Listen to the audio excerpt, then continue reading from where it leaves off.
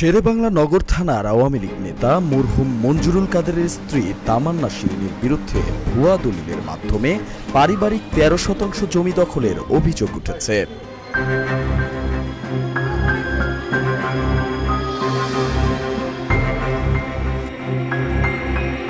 মৃত রোকেয়া আক্তারের 5 ওয়ারিশের একজন তামান্না শিরিন 2002 সালের একটি নোটারি দলিল দেখিয়ে এককভাবে জমির নামজারি করেন, যদিও রোকেয়ার মৃত্যু ঘটে 2025 সালে।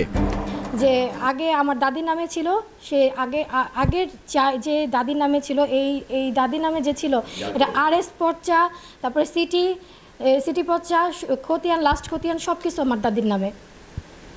তো সেইটা আবার ফেরত গেছে, মানে আমার দাদির নামে ছিল, দাদির নামে ফেরত আসছে। মাঝখানে সেটা কোনো দলিল ছিল না, এটা দলিল বলে গণ্যই হয় না, এটা একটা নোটারি পাবলিক জাস্ট।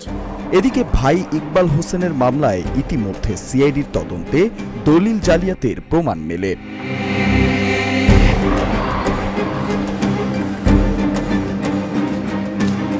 আদালত দলিল জব্দ করে তামান্নার নামজারি বাতিল করে এবং তার বিরুদ্ধে গ্রেপ্তারি পরোয়ানা জারি করে।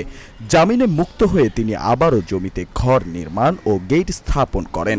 ওয়ারিশদের নামে নতুন করে নামজারি হওয়ার পর তিনি ভাই বোনদের হুমকি দিচ্ছেন বলে অভিযোগ পাওয়া গেছে। এখানে ওনাদের আওয়ামী লীগের পাওয়ার, এটা সেটা নানান ধরনের টাকার পাওয়ার, এগুলি ক্ষমতা দেখাচ্ছে আমাদের।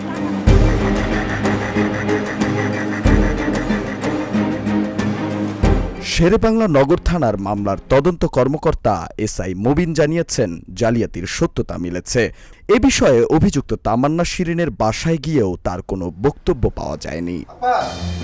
আমরা টেলিভিশন থেকে আসছি, আপনার নাম কি তামান্না শিরিন?